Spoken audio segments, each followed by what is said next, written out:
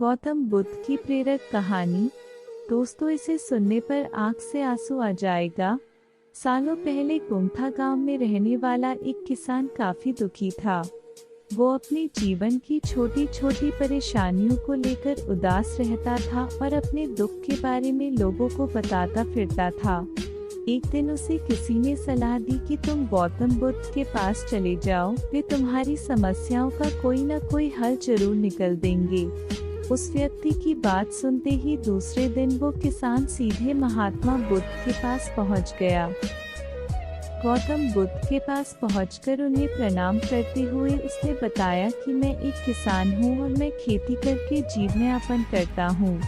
मैं यहाँ अपनी समस्याओं का समाधान लेने के लिए आया हूँ। दरअसल कई बार हमारी फसल अच्छी होती है तो कभी बिल्कुल भी नहीं होती।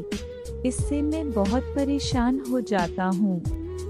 इतना कहने के बाद किसान ने आगे कहा कि मेरी पत्नी है और वो मुझसे बेहद प्रेम करती है, पर कभी कभी वो मुझे बहुत परेशान करती है।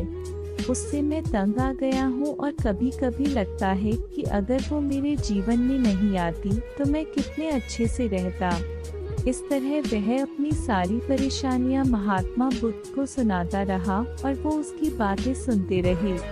जब तक किसान बात कर रहा था तब तक गौतम बुद्ध एक शब्द भी नहीं बोले। वो बस ध्यान से किसान की ही बातें सुन रहे थे।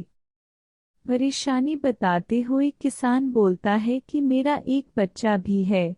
वो है तो काफी अच्छा, पर कई बार मुझे परेशान करता है और मेरा कहना नहीं मानता।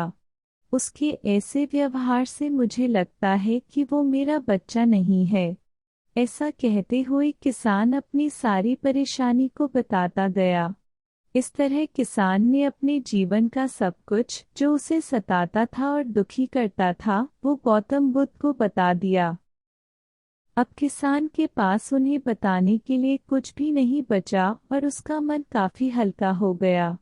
महात्मा बुद्ध से सब कुछ कहने के बाद वो उनसे अपनी परेशानियों के समाधान की उम्मीद लगाए बैठ था। काफी देर तक गौतम बुद्ध के जवाब का इंतजार करने के बाद बेसब्र होकर किसान ने ऊंची आवाज में महात्मा बुद्ध से पूछा, क्या आप मेरी समस्याओं को लेकर कुछ नहीं कहेंगे? तब गौतम बुद्ध बोले, अपॉस्ट्रफी मैं तुम्हारी किसी तरह से भी मदद नहीं कर सकता। किसान ने महात्मा बुद्ध से ऐसे जवाब की उम्मीद नहीं की थी।